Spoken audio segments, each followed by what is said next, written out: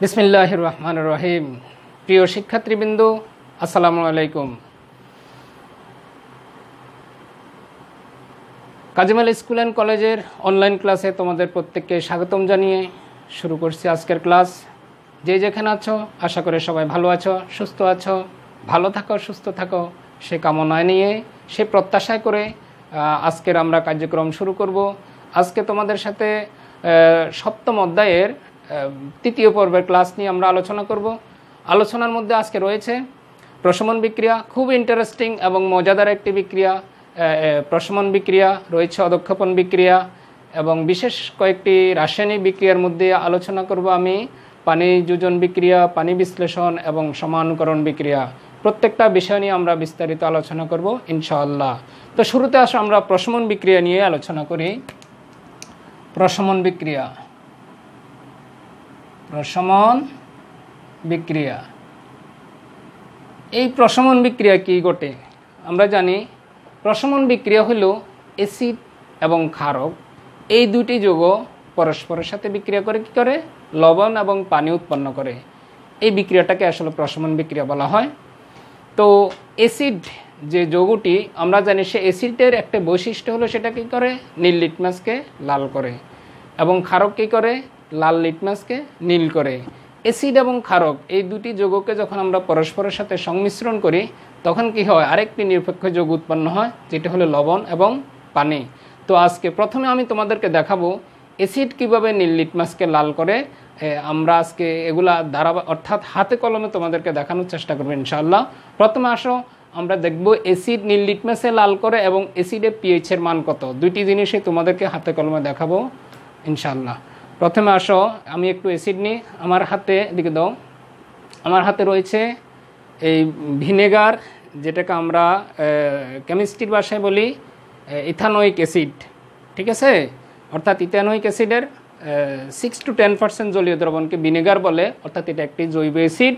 এই জৈব অ্যাসিডেও কি আছে? হাইড্রোজেন আয়ন আছে, যা নীল লিটমাসকে লাল করে। এখন একটু দেখাবো কিভাবে সেটি নীল লিটমাসকে লাল করে। এই হলো নীল লিটমাস পেপার। আমার হাতে কিছু নীল লিটমাস পেপার রয়েছে। আমি দেখব কিভাবে সেই নীল লিটমাস পেপার কী করে অ্যাসিডে কী করে, অর্থাৎ অ্যাসিডের দ্রবণে প্রবেশ করানোর পরে সেটা লাল হয়ে যায়। তো কাজগুলো খুব সাবধানে করতে হবে। প্রথমে আসো আমি একটু ভিনেগার অর্থাৎ ইথানোয়িক অ্যাসিড নিয়েছি, তার মধ্যে এই নীল লিটমাস দ্রবণটা ভেজা করলেও হবে। আমি শুকনো নীল লিটমাসটা এখানে প্রবেশ করালাম, সবাই দেখতে পারছো এটা হলো নীল লিটমাস। দেখো এখন অ্যাসিডের দ্রবণে যখন আমি এই নীল লিটমাসটা প্রবেশ করাই তখন কি হলো দেখো, সবাই ভালো করে পর্যবেক্ষণ করে, তো লাল হয়ে গেল। অর্থাৎ আমরা যে জিনিসটা এতদিন জানলাম যে অ্যাসিডে বিদ্যমান হাইড্রোজেন আয়ন থাকে যা নীল লিটমাসকে কী করে? লাল করে। তাহলে দেখো অ্যাসিড প্রথমে নীল লিটমাসকে লাল করলো, আমরা দেখলাম। এবার আসো অ্যাসিডে পিএইচের মান কত হয়। এই হলো পিএইচ পেপার, এই হলো পিএইচ পেপার। সবাই ভালো করে দেখো এই পিএইচ পেপার। এই পিএইচ পেপারে অ্যাসিডের একটা থাকে, হাইড্রোজেন আয়নের একটা ঘনত্ব থাকে, যেটাকে আমরা বলি অ্যাসিডের পিএইচ হলো 7-এর থেকে কম হয় সাধারণত। অর্থাৎ যত কম হয় তার অ্যাসিডিটি তত বেশি, অ্যাসিডের তো তত বেশি। এখন এখান থেকে আমি একটা একটা পিএইচ পেপার নিব, নিয়ে দেখো এই যে পিএইচ পেপার, একটু ভালো করে সবাই পর্যবেক্ষণ করো। এটা হলো পিএইচ পেপার। এখন আমি এই অ্যাসিডের দ্রবণে দেওয়ার পরে দেখব যে তার পিএইচ কত হয়। আসলে সবাই একটু ভালো করে পর্যবেক্ষণ করো, কত হয় সেটা কীভাবে বুঝবা? কালার কোডের সাথে ম্যাচিং করতে হবে। এটা দাও, বক্সটা দাও, এটা রাখো। এখন দেখো এখানে যে একটা কালার ধারণ করেছে, ভালো করে সবাই খেয়াল করো। এই যে কালার, এই কালারটা আমরা দেখব আমাদের এখানে কত নম্বরের সাথে মিলে, অর্থাৎ কালার কোডের কোন কালারের সাথে মিলে। সবাই একটু ভালো করে খেয়াল করো। তাহলে দেখো তো এটাকে যদি আমরা ম্যাচিং করি তাহলে দেখা যাবে সেটা এই কত, এখানে দেখো কোনটার সাথে ম্যাচিং হয়। সবাই ভালো করে খেয়াল করো। তাহলে আমরা দেখতেছি যে এটা যেহেতু দুর্বল অ্যাসিড, জৈব অ্যাসিড, এটা 2 বা 3-এর সাথে ম্যাচিং হয়েছে। ভালো করে সবাই খেয়াল করো, 2 অথবা 3 নম্বরের সাথে ম্যাচিং হয়েছে। তার মানে আমরা দেখলাম, যেটা জানতাম যে অ্যাসিডের পিএইচের মান হলো কত, 2 or 3। যত কমে তত অ্যাসিডিটি অর্থাৎ অ্যাসিডটা গাঢ় হয়। যেহেতু এটা দুর্বল অ্যাসিড অর্থাৎ জৈব অ্যাসিড, সেক্ষেত্রে আমরা দেখলাম যে এটার মান হলো কত, 3-এর মতো, অর্থাৎ 3-এর কাছাকাছি। এবার আসো, অর্থাৎ আমরা একটা জিনিস জানলাম, অ্যাসিড কী করে, নীল লিটমাসকে লাল করে, এবং অ্যাসিডের পিএইচের মান হলো কত, 7 অপেক্ষা কম। এখন আমার কাছে এবার আসো ক্ষার সম্পর্কে একটু আলোচনা করব। আমার কাছে এখানে কিছু ক্যালসিয়াম অক্সাইড রয়েছে, অর্থাৎ চুন, যেটাকে আমরা বাংলায় বলি চুন। এই চুনের দ্রবণ দেখব, অর্থাৎ অ্যাসিড ক্ষারক কী করে, ক্ষারক লাল লিটমাসকে নীল করে। তো প্রথমে আমি একটু চুনের দ্রবণ নিব, আমাকে একটু চুনের দ্রবণ দাও। আমি একটু চুনের দ্রবণ নিয়েছি। সেটা দেখো, এই লাল লিটমাস, অ্যাসিড কি ক্ষারক কী করে, লাল লিটমাসকে নীল করে। প্রথমে আমি একটু লিটমাস পেপার দিব, এরপর আবার পিএইচ পেপার দিয়ে দেখব যে কি বলে, অর্থাৎ ক্ষারকে পিএইচের মান কত হয় সাধারণত। তো আমি একটু লাল লিটমাস নিচ্ছি, সবাই একটু ভালো করে দেখো। সেই লাল লিটমাসটাকেও এখন আমি সাবধানে কী করব, চুনের দ্রবণ, অর্থাৎ চুনের দ্রবণ, চুনে যখন আমরা পানি দিই তখন হয়ে যায় ক্যালসিয়াম হাইড্রোক্সাইড। এটা হলো ক্যালসিয়াম হাইড্রোক্সাইড, একটি ক্ষারক। এই ক্ষারকের মধ্যে আমি কি দিব, এই লাল লিটমাস দিব। সবাই দেখো, এটা হলো লাল লিটমাস। এখানে প্রবেশ করানোর পরে কি হয় দেখো সবাই, তাহলে লাল লিটমাসটা কি হয়ে গেল, তো সবাই ভালো করে খেয়াল করো, অর্থাৎ এটা নীল বর্ণ ধারণ করেছে। ঠিক আছে, এই যে লাল লিটমাসটা কি হয়ে গেল, নীল হয়ে গেল। অর্থাৎ আমরা জানি ক্ষারক কী করে, লাল লিটমাসকে নীল করে। এখন দেখবে ক্ষারকের দ্রবণে পিএইচের মান কত হয়। আরেকটা পিএইচ পেপার দাও। ক্ষারকের দ্রবণে পিএইচ হয় সাধারণত 7 অপেক্ষা বেশি, অর্থাৎ যত বাড়ে তত তার ক্ষারকত্ব বাড়ে। এখন আমরা দেখব যে এই ক্ষারকের দ্রবণে যখন আমি এই পিএইচ পেপারটা প্রবেশ করাবো তখন সেটার পিএইচের মান কত হয়, আবারও আমরা কালার কোডের সাথে ম্যাচিং করে দেখব। বক্সটা দাও, এটা রাখো। তাহলে দেখো, এই ক্ষেত্রে আমরা যদি পর্যবেক্ষণ করি, দেখো কালার কোডের সাথে কোথায় ম্যাচিং হয়েছে, সবাই একটু ভালো করে পর্যবেক্ষণ করো। তো তোমরা একটু পর্যবেক্ষণ করো, দেখো কত নম্বরের সাথে ম্যাচিং হয়েছে। আমার কাছে মনে হচ্ছে সেটা 12 বা 13 এর কাছাকাছি। ঠিক আছে, অর্থাৎ এইখানে যদি খেয়াল করি আমরা, এই যে দেখো 12 অথবা 13 এর কাছাকাছি মিলে। ঠিক আছে, অর্থাৎ কী করে, ক্ষারকে পিএইচের মান হয় কত, 7 অপেক্ষা বেশি, যেখানে আমরা দেখলাম 12 অথবা 13 এর সাথে মিলেছে। তো এখন আসবো এই যে অ্যাসিড এবং ক্ষারক, এই যে আমি যেটা ভিনেগারে নিয়েছি, অর্থাৎ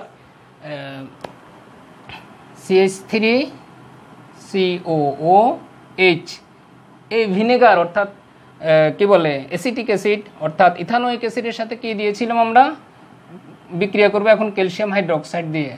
তাহলে দেখো, এই দুইটা যৌগ যখন পরস্পরের সাথে বিক্রিয়া করে তখন কি উৎপন্ন হবে, ক্যালসিয়াম অ্যাসিটেট, অর্থাৎ CH3COOCA প্লাস কি পানি, অর্থাৎ এটা হলো লবণ, যেটাকে আমরা বলবো ক্যালসিয়াম অ্যাসিটেট। রাসায়নিক নাম হলো ক্যালসিয়াম অ্যাসিটেট, অর্থাৎ ক্যালসিয়াম ইথানোয়েট।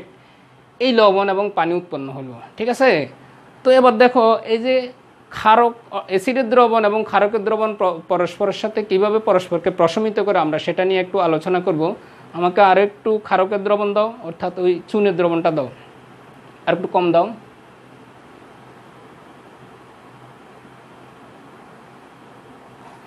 অর্থাৎ এই পরীক্ষাটি করার জন্য আমরা কি করব, একটি ক্ষারকের দ্রবণ নিব। এই ক্ষারকের দ্রবণে যদি আমরা নীল লিটমাস দিই, কী হবে, কে বলতে পারবে, কিছু হবে? এই ক্ষারকের দ্রবণে যখন আমি নীল লিটমাস দিব তখন তার বর্ণের কোনো পরিবর্তন হবে না। ঠিক আছে, এবার আসো, এই দ্রবণে আমি কি করব, আস্তে আস্তে অ্যাসিড যোগ করব। ড্রপারটা কই, অ্যাসিডটা দাও।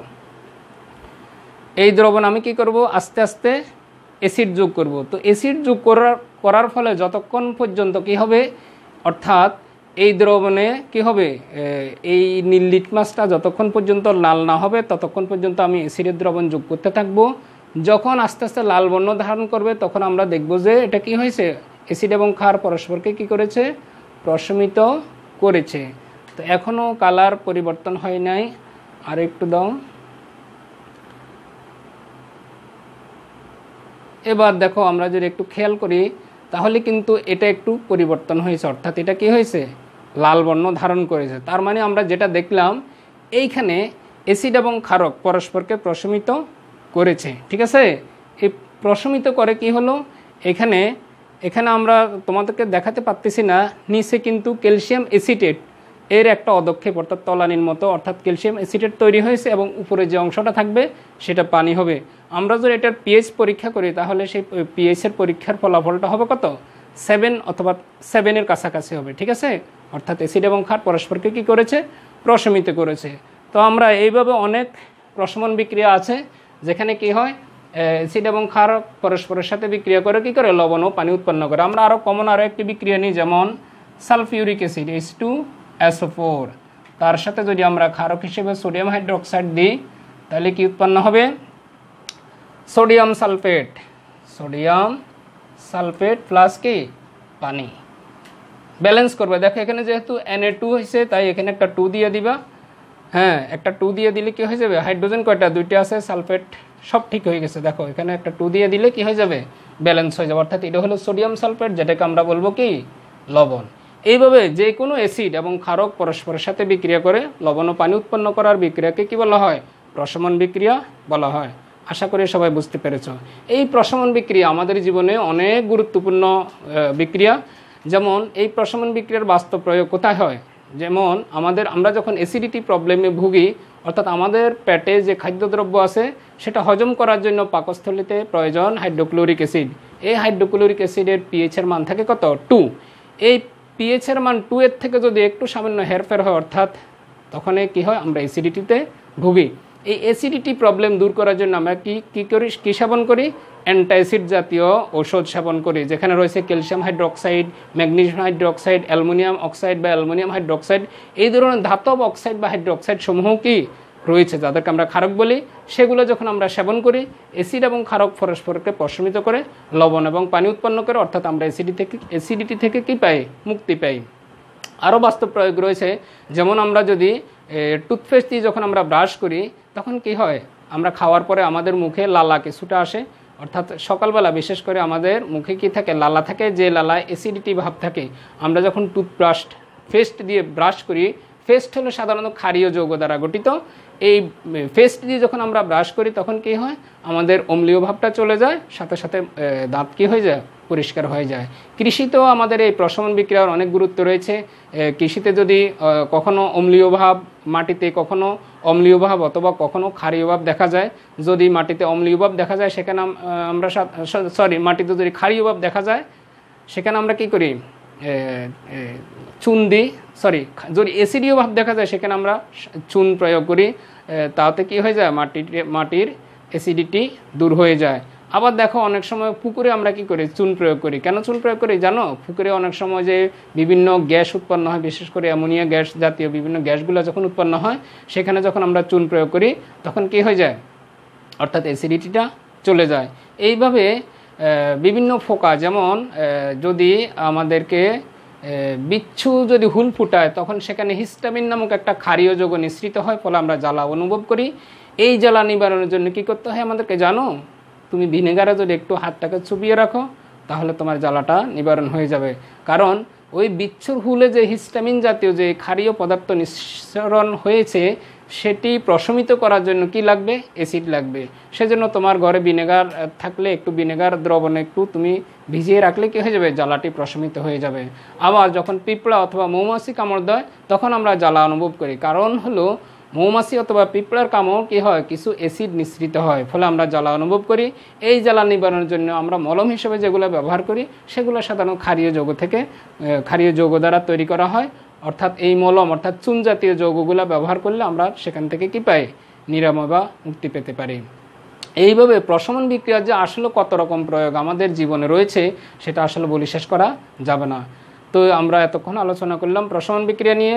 ফাইনালি কথা হলো, অ্যাসিড এবং ক্ষারক যখনই পরস্পরের সাথে বিক্রিয়া করবে সব সময় মনে রাখতে হবে লবণ এবং পানি উৎপন্ন হবে। ঠিক আছে? কি হবে? লবণ এবং পানি উৎপন্ন হবে। নিচেরটা প্রিয় শিক্ষার্থীবৃন্দ, আমরা আলোচনা করতেছিলাম নন রেডক্স বিক্রিয়া নিয়ে। তো নন রেডক্স বিক্রিয়া মানে হলো আসলে যেখানে ইলেকট্রনের স্থানান্তর হয় না।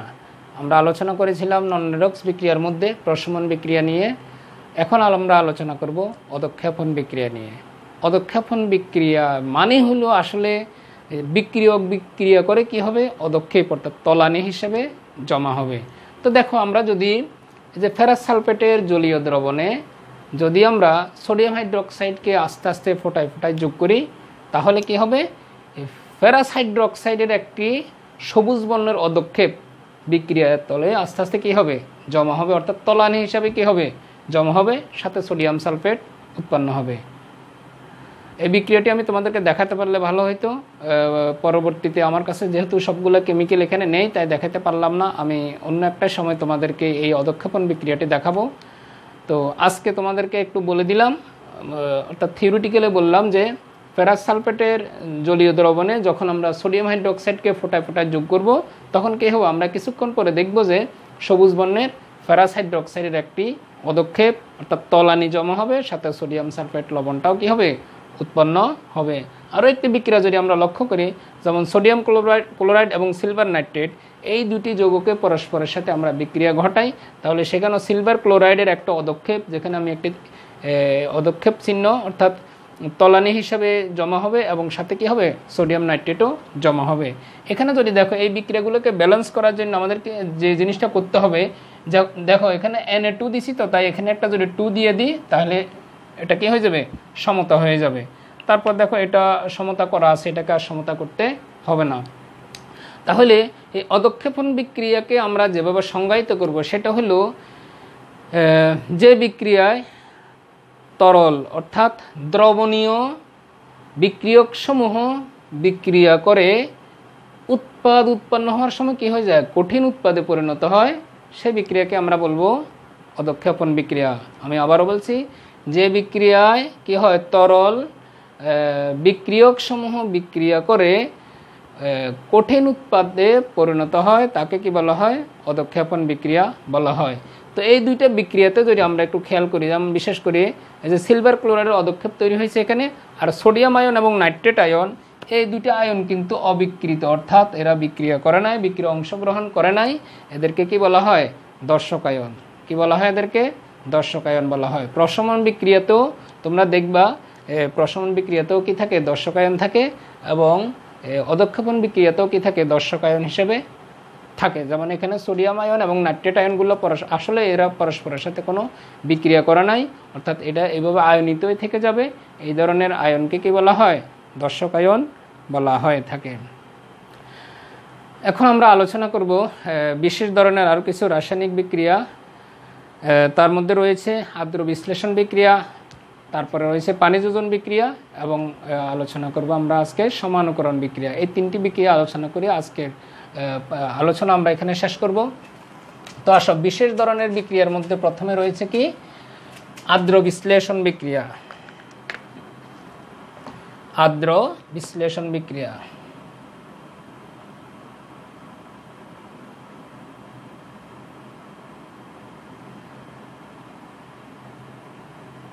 আর্দ্র বিশ্লেষণ অর্থাৎ পানি বিশ্লেষণ, অর্থাৎ হাইড্রোলাইসিস বিক্রিয়া মানে হলো যেই বিক্রিয়ায়, আমি আগে একটা উদাহরণ দিই তোমাদেরকে, তাহলে তোমাদের বুঝতে সহজ হবে। যেমন অ্যালুমিনিয়াম ক্লোরাইড যদি পানির সাথে বিক্রিয়া করে তাহলে যে যৌগটি উৎপন্ন হবে, অ্যালুমিনিয়াম হাইড্রোক্সাইড প্লাস HCl অর্থাৎ হাইড্রোক্লোরিক অ্যাসিড। এখানে যেহেতু 3 দিয়েছি OH এর পাশে, তাই এখানে একটা 3 দাও। এরপর আসো, হাইড্রোজেন হয়ে গেল কয়টা, 6টা। এখানে আছে কয়টা, ক্লোরিনের পাশে কত আছে, 3 আছে, তাই এখানে একটা কি দিতে হবে, 3 দিতে হবে। তাহলে আমাদের বিক্রিয়াটা কি হয়ে গেল, ব্যালেন্স হয়ে গেল। দেখো এখানে হাইড্রোজেন আছে কয়টা, 3টা, এখানে আছে 3টা, হাইড্রোজেন হয়ে গেল মোট কয়টা, 6টা। ক্লোরিন 3টা আছে, এখানে ক্লোরিন 3টা আছে। হাইড্রোক্সাইড এখানে যেটা আছে এটা হলো, পানিকে যদি আমরা বিশ্লেষণ করি তখন কি পাই, HOH। তাহলে দেখো এই ক্ষেত্রে পানি পানিটা বিশ্লেষিত হাইড্রোজেন আয়ন এবং হাইড্রোক্সিল আয়নে বিশ্লেষিত হয়ে কিন্তু বিক্রিয়া অংশগ্রহণ করেছে। এই বিক্রিয়াটা হলো পানি বিশ্লেষণ বিক্রিয়া। আরেকটি বিক্রিয়া যদি আমরা লক্ষ্য করি, আমরা একটু লক্ষ্য করি, তাহলে আসো আমরা আরেকটি বিক্রিয়া দেখি। যেমন সিলিকন টেট্রাক্লোরাইড এর সাথে যখন পানি বিক্রিয়া করে তখন কি হয়, সিলিকন হাইড্রোক্সাইড এবং হাইড্রোক্লোরিক অ্যাসিড উৎপন্ন করে। এই বিক্রিয়াটাকে যদি আমরা ব্যালেন্স করি তাহলে দেখো এখানে OH এর পাশে কত আছে 4 আছে, তাই এখানে একটা 4 দিতে হবে। তারপরে দেখো ক্লোরিনের সাথে যেহেতু 4 আছে তাই এখানেও কি দিতে হবে, একটি 4 দিতে হবে। তাহলে দেখো বিক্রিয়াটি ব্যালেন্স হয়ে গেল। ঠিক আছে, তাহলে আমরা যে জিনিসটা এখানে জানলাম যে বিক্রিয়া কি হয়, পানিটা বিশ্লেষিত হয়ে যায়, অর্থাৎ পানি হাইড্রোজেন আয়ন এবং হাইড্রোক্সিল আয়নে বিশ্লেষিত হয়ে বিক্রিয়া অংশগ্রহণ করে। এ ধরনের বিক্রিয়াকে কি বলা হয়, পানি বিশ্লেষণ বা আর্দ্র বিশ্লেষণ বিক্রিয়া বলা হয়ে থাকে। এরপর আসো পানি যোজন বা পানি যোজন বিক্রিয়া কি। পানি যোজন বিক্রিয়া হলো যেখানে পানিটা কি হয়ে যাবে, যৌগ হিসেবে অর্থাৎ পানি অণু হিসেবে যুক্ত হয়ে যাবে, সেটাকে আমরা পানি যোজন বিক্রিয়া বলবো। যেমন আমরা যদি কপার সালফেট এর সাথে যদি আমরা 5 অণু পানিকে কি করি, যুক্ত করি, তাহলে কি হয়ে যাবে, কপার সালফেট অর্থাৎ পেন্টাহাইড্রেট কপার সালফেট উৎপন্ন হবে। ঠিক আছে, একটু ভালো করে খেয়াল করো, এইখানে দেখো এই যে পানিটা এখানে কিন্তু বিশ্লেষিত হয় নাই, অর্থাৎ পানি হাইড্রোজেন আয়ন এবং হাইড্রোক্সিল আয়নে বিশ্লেষিত না হয়ে পানি অণু হিসেবে কি হয়ে গেল, যুক্ত হয়ে গেল। এই ধরনের বিক্রিয়াকে বলা হয় কি, পানি যোজন বিক্রিয়া। তাহলে দুটি বিক্রিয়া, পানি যোজন বিক্রিয়া এবং পানি বিশ্লেষণ বিক্রিয়ার মধ্যে তফাৎ হলো, পানি বিশ্লেষণে পানি বিশ্লেষিত হবে হাইড্রোজেন আয়ন এবং হাইড্রোক্সিল আয়ন হিসাবে, আর পানি যোজন বিক্রিয়া পানি বিশ্লেষিত হবে না, এটা কি হয়ে যাবে, পানি অণু হিসাবে কি হয়ে যাবে, যুক্ত হয়ে যাবে। তাহলে দেখো যেমন কপার সালফেট পানির সাথে অর্থাৎ 5 অণু পানি যখন কপার সালফেটের সাথে যুক্ত হয় তখন কপার সালফেট এবং 5 অণু পানি, যেটাকে আমরা বলবো পেন্টাহাইড্রেট কপার সালফেট উৎপন্ন হবে। একইভাবে যদি আমরা জিঙ্ক সালফেট, যেমন জিঙ্ক সালফেট এর সাথে যদি আমরা 7 অণু পানি যুক্ত করি তাহলে কি হবে,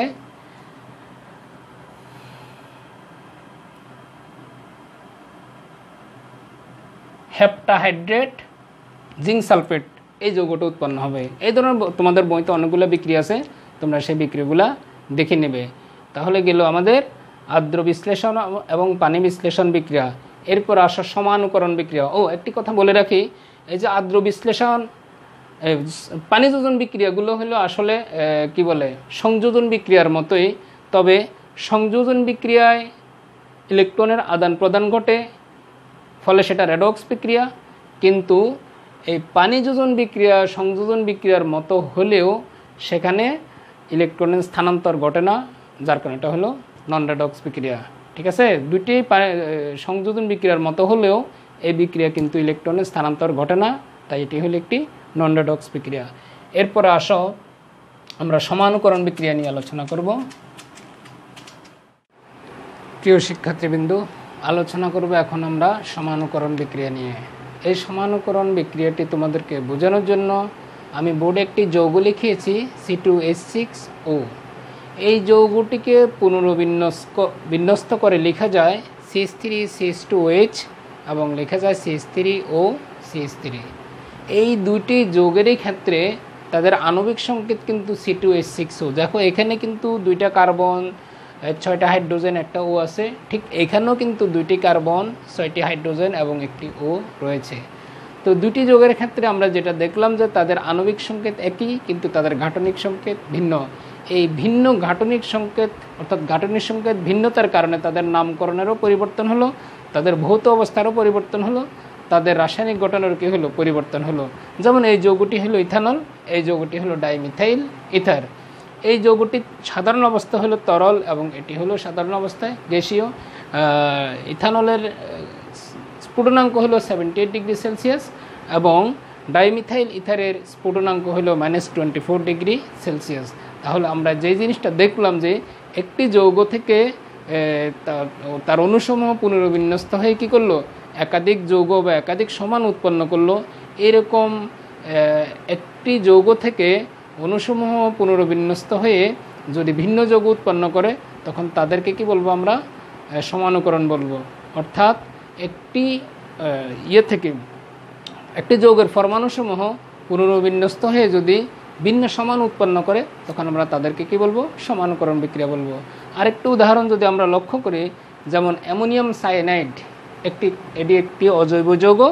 এই অজৈব যৌগ অ্যামোনিয়াম সায়ানাইডকে যখন তাপ দেওয়া হয় তখন উৎপন্ন হয় জৈব যৌগ ইউরিয়া। কি উৎপন্ন হয়? এই দুটি যৌগের ক্ষেত্রেও আমরা একই জিনিস লক্ষ্য করলাম। এখানেও যেমন নাইট্রোজেন, হাইড্রোজেন, কার্বন এবং অক্সিজেনের পরমাণু সংখ্যা যা, এই যৌগ কিন্তু তা। তাহলে শুধু অনুসমূহ কী হলো? তাদের পুনর্বিন্যস্ত হয়ে কী করলো? ভিন্ন যৌগ উৎপন্ন করলো। আর ভিন্ন যৌগ উৎপন্ন করার ক্ষেত্রে তাদের গঠনগত পরিবর্তন হলো, তাদের ভৌত অবস্থার পরিবর্তন হলো। যেমন এটি একটি অজৈব যৌগ, এটি একটি জৈব যৌগ। বার্জেলিয়াস বলেছিলেন যে জৈব যৌগসমূহকে পরীক্ষাগারে সাধারণত প্রস্তুত করা যায় না। এটি থাকে উদ্ভিদ এবং প্রাণী দেহে একটি রহস্যময় শক্তির প্রভাবে, যেটাকে প্রাণশক্তি মতবাদ বলা হয়েছিল। কিন্তু তারই এক ছাত্র ফ্রেডরিক ভোলার কী করেছিলেন? এই স্যারের এই মতবাদকে ভুল প্রমাণ করলেন। কিভাবে? অজৈব যৌগ অ্যামোনিয়াম সায়ানাইডকে তাপ দিয়ে কী করলেন? জৈব যৌগ ইউরিয়া প্রস্তুত করলেন। এভাবে বার্জেলিয়াসের মতবাদটি অর্থাৎ প্রাণশক্তি মতবাদটি কী হলো? ভুল প্রমাণিত হয়ে গেল। তো আমরা যে জিনিসটা এখানে দেখলাম যে সমানুকরণ বিক্রিয়াতে মূলত হলো কোনো রাসায়নিক বিক্রিয়ায় কোনো যৌগের পরমাণুসমূহ পুনর্বিন্যস্ত হয়ে কী করলো? ভিন্ন সমাণু তৈরি করলো। এ ধরনের সমাণু তৈরি করার প্রক্রিয়াটাকে আমরা বলবো সমানুকরণ বিক্রিয়া। তো আজকে পর্যন্ত থাকলো। সবাই ভালো থাকো, সুস্থ থাকো। দেখা হবে আগামী ক্লাসে আরও মজার কোনো এবং ইম্পর্টেন্ট বিষয় নিয়ে। সে পর্যন্ত সবাই ভালো থাকো। আল্লাহ হাফেজ।